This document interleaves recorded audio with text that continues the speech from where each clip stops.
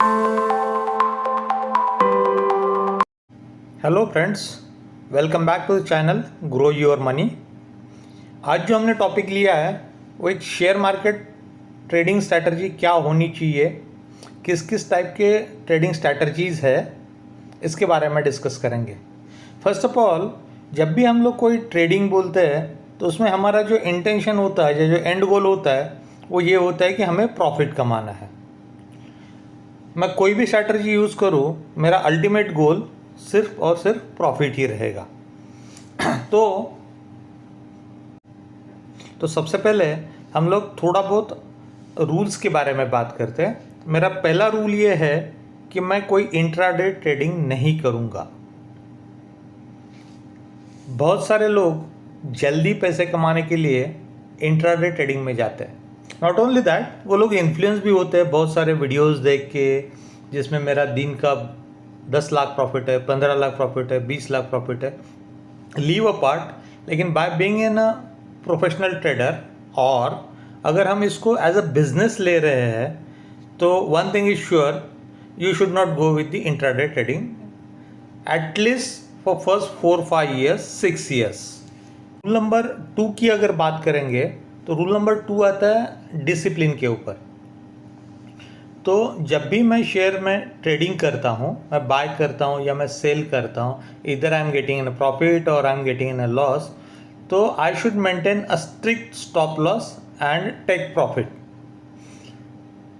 अगर ट्रेडिंग को business treat कर रहे तो एवरी बिजनेसमैन इज अवेयर कि मुझे इतना पैसा लगाने के बाद इतना पैसा मेरा प्रॉफिट होना चाहिए। यहाँ पे जब ह्यूमन साइकोलॉजी में आते हैं ना, तो जब भी हमारे पास प्रॉफिट मिलते रहता है ना, तो हम उसको और चाहिए करके वो लिमिट्स भूल जाते हैं। लेकिन रूल नंबर 2 ये बोल रहा है कि मुझे मेरा strict profit, you can say anything, 10%, 5%, 15%, 1%, 2%, 20%, what ever it may be, वो आपको सेट करना है। जैसे ही वो आपका प्रॉफिट आ जाए, you have to exit your position. The same with your stop loss. Stop loss में मैं ये नहीं करूँगा कि 5%, 10%, 15%, 20%। यहाँ पे भी मुझे अगर मेरा 5% या 7% का स्टॉप लॉस है, तो irrespective of the candle close, मैं उस पोजीशन से एग्जिट करूँगा। So to be an a discipline trader is my second rule. Third rule में हम लोग ये बात करेंगे कि I should have an a risk appetite with my capital. तो मुझे मल्टीपल ट्रेड्स नहीं लेने हैं। हो सकता है 2 हो, 3 हो, लेकिन वो विद इन माई कैपिटल होनी चाहिए। और मेरा ओवरऑल जो लॉस है वो देखना है, ना कि इंडिविजुअल पोजीशन का लॉस या इंडिविजुअल ट्रेड का लॉस। मुझे हमेशा मेरे कैपिटल के ऊपर नज़र रखनी है। फॉर एन एग्जांपल, अगर मेरा कैपिटल 1 लाख रुपीज़ है एंड आई हैव डिसाइडेड कि I can lose maximum 7,000 rupees with this one, तो मेरे 2 ट्रेड में हो, 3 ट्रेड में हो, 4 ट्रेड में हो, अगर मेरा 7,000 रुपीज़ लॉस हो रहा है, then I should stop the trading over there. I should revisit my strategies. अगर उसमें कुछ करेक्शंस करने तो करेक्शंस करना है, and then again I have to go into the market. लेकिन जनरली ऐसा होता नहीं। जैसे मेरा लॉस होते जाता है तो ह्यूमन साइकोलॉजी बोलती है और ट्रेड करो, मैं ये लॉस रिकवर करूँगा। लेकिन शेयर मार्केट से, एग्जिस्टिंग प्रैक्टिस में से लॉस रिकवर करना, it's not an easy task. अभी हम बात करते हैं स्ट्रैटेजीज़ के ऊपर। तो जो स्ट्रैटेजीज़ मैं यूज़ करता हूँ उसी के बारे में मैं यहाँ पर डिस्कस करने वाला हूँ। फर्स्ट ऑफ ऑल मैं आपको बता दूँ कि मैं शॉर्ट टर्म ट्रेडिंग करता हूँ, तो इसके लिए ये स्ट्रैटेजीज़ मेरे लिए सूटेबल है। कई बार मैं ना ट्रेडिंग भी करता हूँ, ट्रेडिंग के स्टॉप्स लेता हूँ, वो भी मेरे एक स्ट्रैटेजी का टाइप है। So welcome to the first strategy. ये स्ट्रैटेजी है 520 EMA। अगर आपको बेसिक्स नॉलेज मालूम रहेंगे तो 5 moving exponential moving average, 20 exponential moving average.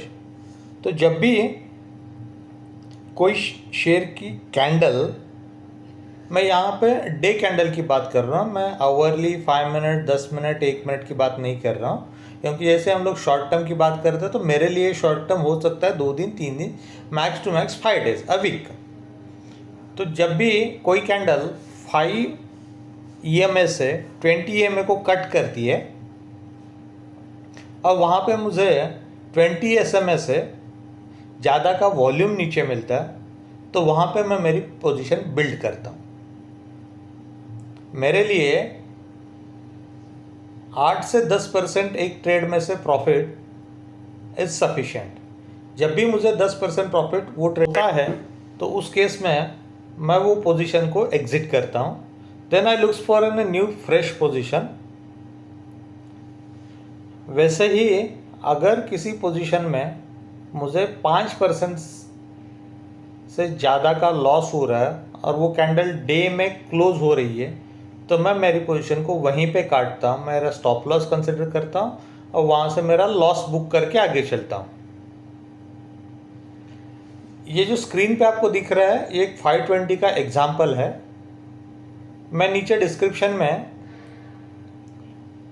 उसके कुछ लिंक्स भी दे दूंगा जिसके हेल्प से आप ये 520 वाले स्टॉक्स सर्च कर सकते हो और उसके ऊपर आपका पोजीशन बना सकते हो। अभी हम लोग बात करेंगे सेकंड स्ट्रैटेजी की। वैसे काफ़ी सिंपल स्ट्रैटेजी है। वैसे देखा जाए तो हम लोग इसको जेनरिक स्ट्रैटेजी भी बोल सकते हैं। यह है 200 DMA moving average, 200D moving average, simple moving average. यहाँ पे मुझे कुछ भी नहीं करना है। जो भी स्टॉक्स 200 डे मूविंग एवरेज के ऊपर डेली बेस पे क्लोज होता है और उसका वॉल्यूम उस दिन का उसका वॉल्यूम 20 SMA के ऊपर रहता है, तो उस स्टॉक्स में मैं पोजीशन ले लूँगा। जैसे हमने बात किया है कि मेरा 10% का 8 to 10% का प्रॉफिट आ जाए, आई विल एग्जिट। और अगर मेरा 5% से ज़्यादा का लॉस हो जाए फिर भी मैं एग्जिट करूँगा। यहाँ पे मेरे लिए एग्जिट के 2 रास्ते हैं। एक ये है कि अगर मेरा 5% लॉस भी नहीं है, लेकिन अगर नेक्स्ट डे की कैंडल 200 DMA के नीचे क्लोज होती है, I will straight away put my weapons और मैं स्टॉक से एग्जिट कर दूंगा। इर्रेस्पेक्टिव ऑफ 2%, 3%, 4% जितना भी लॉस होता है वो लॉस बेयर करके मैं वो पोजीशन से एग्जिट कर दूंगा। हमने पहले वाली स्ट्रैटेजी में एक्सपोनेंशियल मूविंग एवरेज की बात की थी। इस स्ट्रैटेजी में हम लोग सिंपल मूविंग एवरेज की बात कर रहे हैं, 200 डे सिंपल मूविंग एवरेज।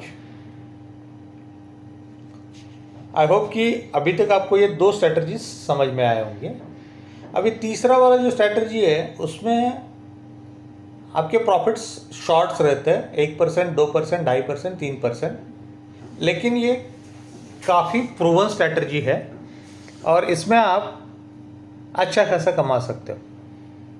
ये तीसरा स्ट्रैटेजी ये कहता है कि जो भी स्टॉक्स हायर हाइज बना रहा है, मतलब प्रीवियस हाइज को तोड़ करके वो क्लोज कर रहा है और वो बॉलिंजर बैंड के ऊपर भी क्लोज कर रहा है on a daily basis, weekly basis, monthly basis, उस स्टॉक्स में मैं पोजीशन ले लूँगा। हो सकता है इमीडिएटली नेक्स्ट डे या 2 दिन के बाद 2% या 3% प्रॉफिट पे मैं उसको एग्जिट करूँगा, क्योंकि जो भी स्टॉक्स हायर हाइज जाते हैं वहाँ पे चांसेस बना रहता है, मोमेंटम बना रहता है कि वो नेक्स्ट डे या सब्सिक्वेंट डे वो थोड़ा ऊपर ही जाएगा। इसमें आपका प्रॉफिट कम हो सकता है, लेकिन यहाँ पे विनिंग प्रोबेबिलिटी ज़्यादा होती है। सो फ्रेंड्स, मैं खुद पर्सनली ये तीनों स्ट्रैटेजी के ऊपर साइमल्टेनियसली काम करता हूँ, looking at the market conditions. तो आई होप कि आपको यूज़फुल रहेगी एटलीस्ट इनिशियल फेज़ में, जिसको हम लोग 2 साल 3 साल 4 साल बोलते हैं। सो आपको ये वीडियो कैसा लगा प्लीज़ कमेंट बॉक्स में मैसेज कीजिए। So thank you, have a good day.